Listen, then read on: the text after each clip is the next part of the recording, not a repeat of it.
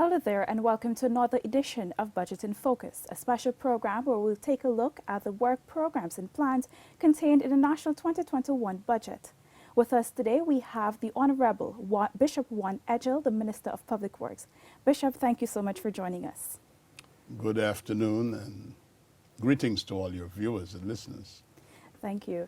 All right, so this afternoon we want to put a special emphasis on sea defenses and the allocations that were made in the National 2021 budget. But before we touch on the allocations, can we talk a little about August 2020, when your government first assumed office? One of the situations you were confronted with is flooding and sea defense breaches at Danzig, Maikoni, and other surrounding communities. Can you tell us what confronted you when you entered office and how the government was able to deal with and manage that situation? Well, it is very interesting that my orientation into the Ministry of Public Works, sea and river defense, and having to deal with a breach the day after assuming office was something that I would say I considered it to be an eye-opener and realized how deficient the previous administration was, how incapable they were in handling serious issues of life and livelihood. The extensiveness of Guyana's low-lying region, where most of our people live, the low coastal plain, where we have our agricultural lands, whether it's rice, sugar, other crops. Our sea defenses, and for the purpose of this conversation, Gomati, we need to also say sea and river defenses, because some areas along our coastline, it's not just protection from the sea, and a good look would be along the East Bank corridor. That's the Demerara River, or in the West Bank corridor, that's the Demerara River, but we also have to ensure that the river does not overtake the land.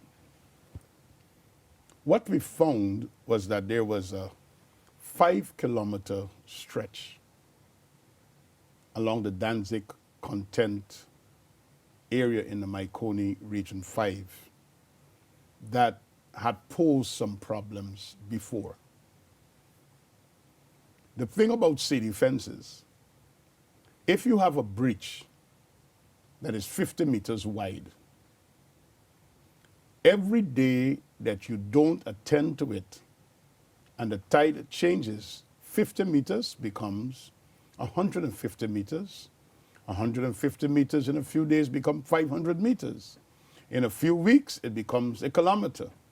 In a couple of months, it becomes several kilometers. Because the longer you take to act, The worse it gets. the worse it gets. One of the things that the Grange administration was known for and they specialized in was not acting. Indecision. So when I got up to Region 5, everyone was flooded, lands covered with water, poultry farmers were affected, cattle farmers were affected. And we had to mobilize immediately. We were able to get a contractor, get the necessary approvals from the National Procurement Board through a no objection from Cabinet, engage that contractor, and in a matter of weeks, resolve that issue in an emergency manner. Since then, what we have done is we have moved from emergency works, and we have awarded contracts in excess of $1 billion to ensure that we protect that entire stretch. And over the last 6 months, you know the story. Works are ongoing there. We have been on site to ensure that the vulnerability as a result of what was taking place there is practically addressed. So you would find both earthworks as well as hard boulders being fixed in an engineering design pattern to protect those areas. Now, with that understanding of what took place, one of the first decisions that I made was that we have to get back to the ranges. You cannot wait until the seawall breaks away or the river dam breaks away to act. The rangers must be able to get out there on a daily basis because it is so susceptible that you could pass today and everything is fine. And But tomorrow there is but there's a tide that does some damage. So the eyes and the people from the villages with the experience who know and will be able to tell you about the shift and the changes in patterns and what is happening will be able to patrol these river and sea defenses and give early warning so that interventions don't come after the fact, that we practice preventative maintenance as against just responding to emergencies. We have been able to successfully do that, and hence, in the 2020 emergency budget, monies were allocated, and now in the 2021 budget, we have significant sums again allocated to ensure that we continue to protect Guyana's vast shoreline, whether it's the Pomeroon, whether it's the Quarantine, Region 5, whether it's Region 10 down the Demerara River because they've had floodings in places like Comacca and Three Friends and Nottinghamshire, or along the traditional seawalls. And the other issue that must be put on the table, and I think it's a burning one, because it is as a result of the patrolling of these sea and river defenses that we are now aware and actually have the head count of what is taking place along the Grove, Horstelling River defense. That phenomena of squatting, not on land, but squatting on the riverside, beyond the seawall, into the river, putting their own lives at risk, and of course, creating an almost dangerous position for the Sea and River Defense Department should we have to execute emergency works. There's practically no space. And not just that, but you're putting everybody else in that community or area at risk. Definitely, definitely. And it is something that we have to address. And the Sea and River Defense Board, because our law require that there be a Sea and River Defense Board, we have been able to reconstitute that board. It is now headed by Brigadier Gary Beaton, an engineer himself. And just a few days ago, I stopped at Les Beholden Blackbush Polder, where under his command, his men were building a 90-feet bridge across a canal there. And they're doing lots of other good work, of quite a capable and knowledgeable engineer. He's heading that board. And we have been able to make several visits and interventions in a proactive manner, whether it was charity on the Essequibo coast, Supernam, the Georgetown seawall, and now we have to look at what is taking place at Grove, Horstelling. We have made interventions at Spikeland in Region 10. As a matter of fact, there is a contractor that has been engaged on that project since 2019 under the leadership of then Minister of Public Infrastructure David Patterson, and the work is not complete.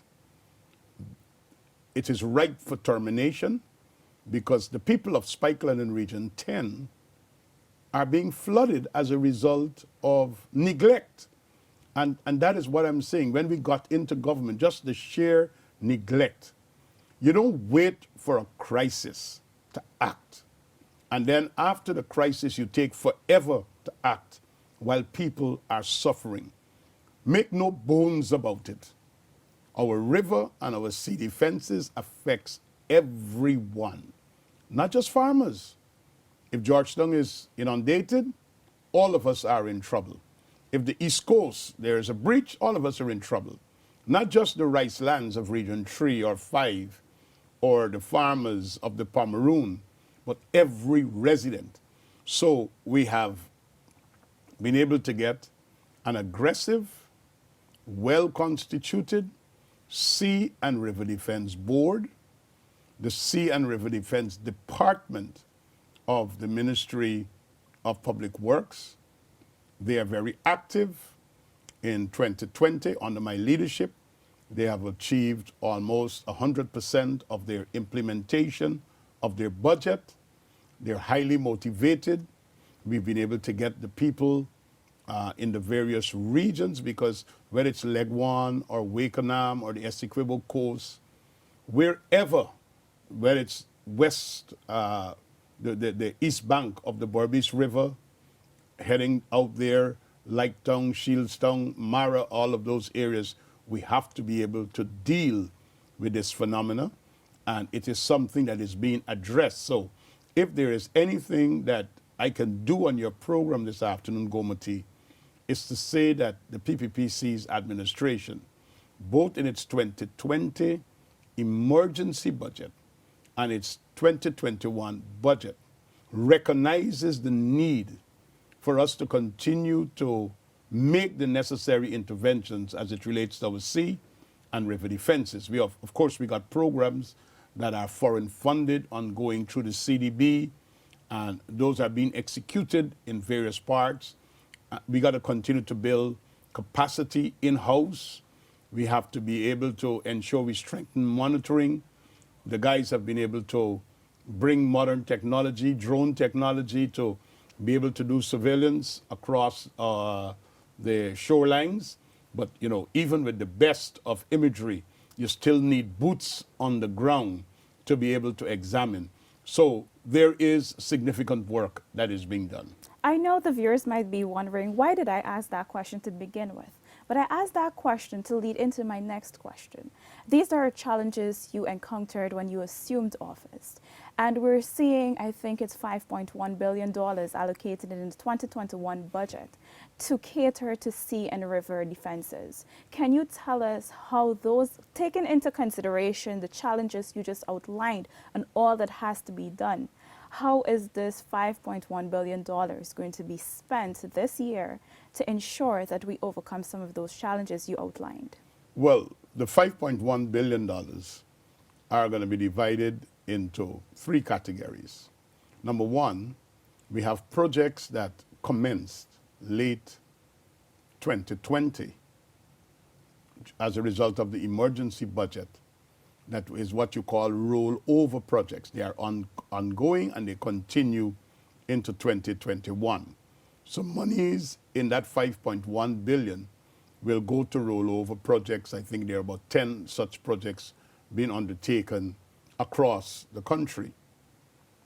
So continuing works.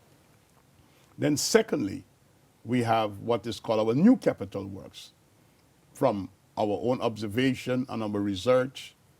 And let me just say, I have seen letters in the newspapers and opinions being expressed, and I deeply appreciate people who take the time to comment on such serious matters.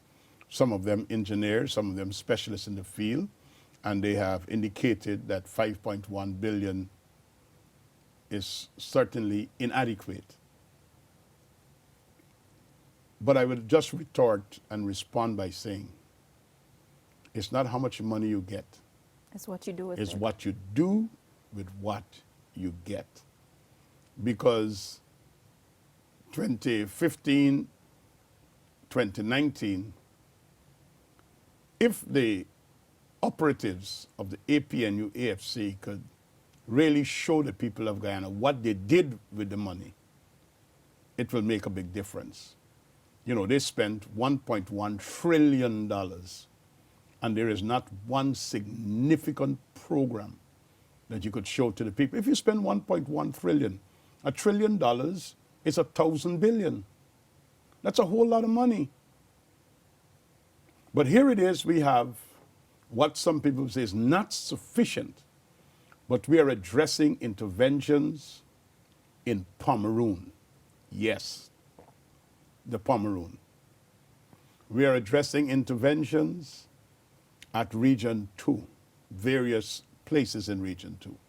We are addressing interventions. There's major sea defense works that are being undertaken right now at IFLUG, and I think it's Cornelia Ida.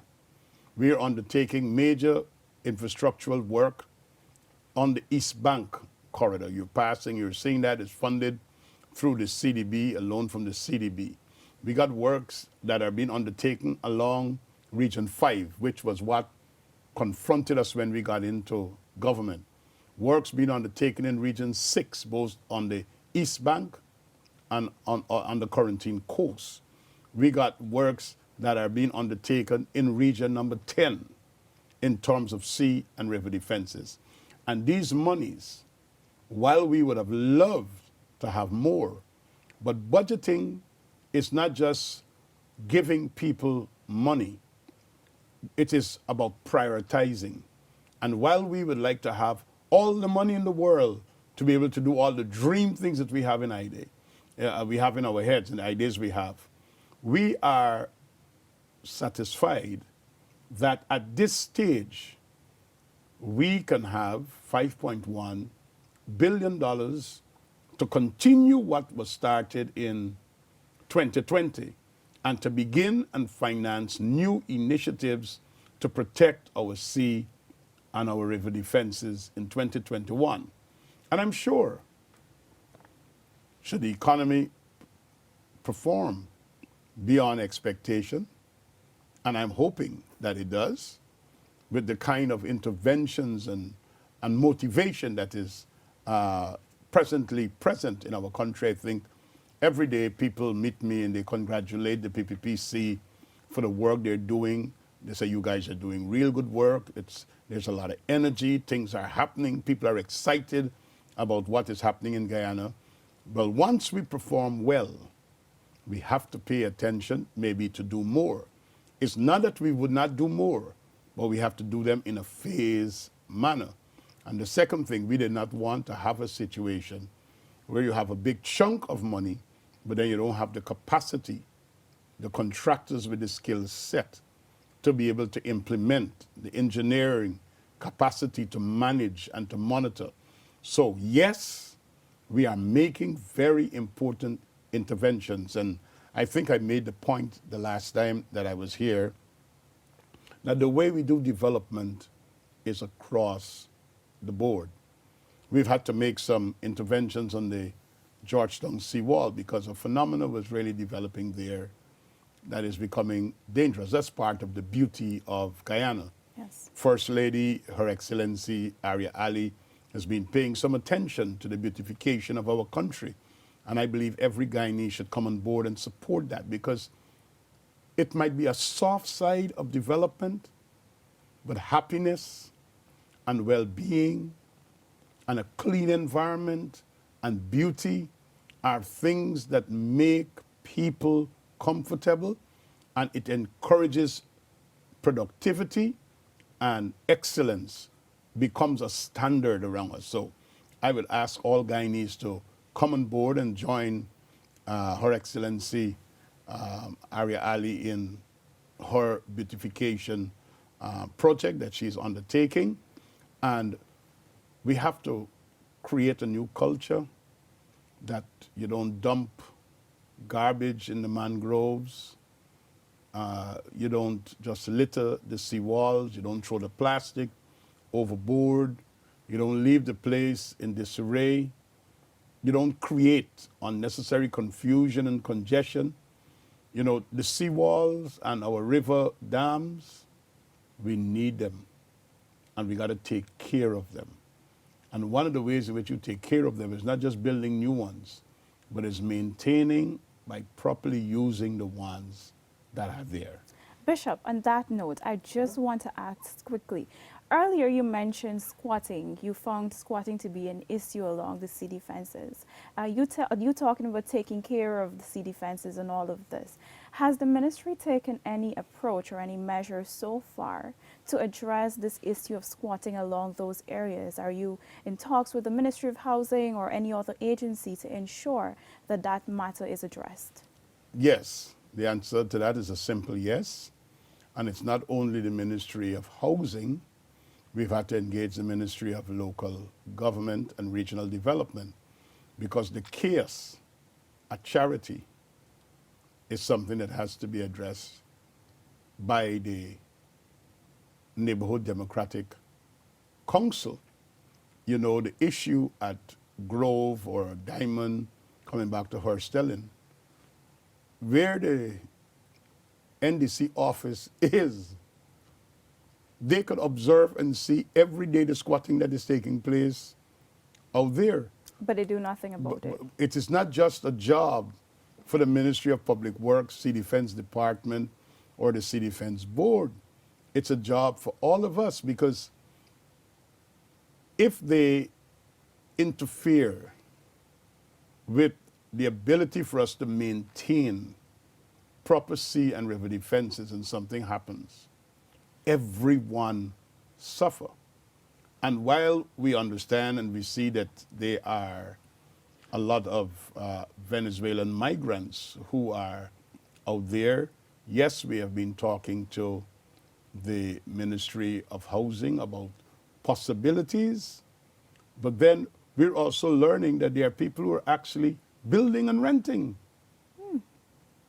So they have populated the eastern side of the sea defense, which is the land side of the seawall, and now they're populating the water side of the, or the western side of the seawall. And that's something that we have to address. At Charity, because of the developments that are taking place in the Pomeroon, and I congratulate all the people in the Pomeroon for the great work they're doing. Some of them are doing excellent work, starting to manufacture. Coconut is becoming a big issue in the Pomeroon, and that's good for agriculture. We've had to do a number of interventions to ensure we mitigate flooding and so on in the Pomeroon River. But right there at the Charity Wharf, when we did an inspection, people are building buildings and seemingly want to claim ownership of the river dam.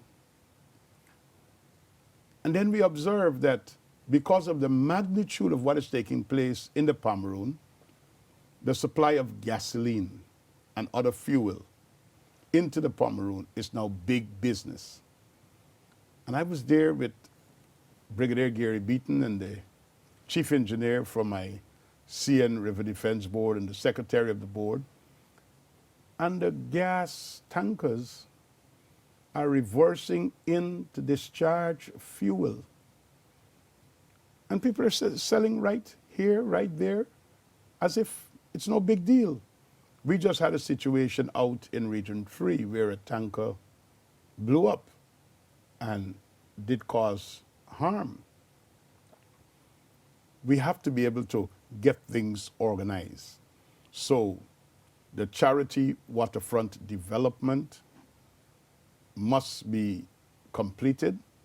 The Sea and River Defense Board, they are actively engaging Supernam, the waterfront development there, to ensure that the cubicles are properly populated with businesses, the parking of the cars, the mooring of the boats, and keeping those waterways in such a manner that is attractive for use, tourism, and the development of where our country is going. Of course, we still have issues to deal with as it relates to the Georgetown and the Vredenhoop ferry stellings and the terminal buildings there. They're in a state of disrepair. But through MARAD, we've been able to put in some interventions to allow for safer usage of the speedboats, both to get in and to get out. And we got great work to do.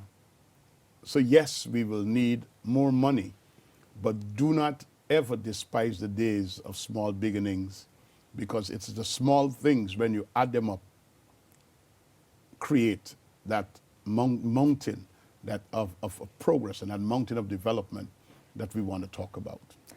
Bishop, unfortunately, we're running out of time. But before we go, I want to ask you quickly.